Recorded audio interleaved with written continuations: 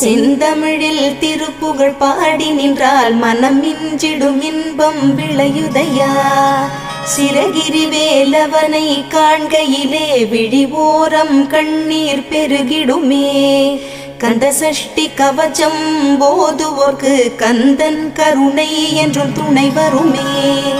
பங்குனி உத்திர நாளினிலே உனை நினைந்தே காவடி சுமந்து வந்தோம்.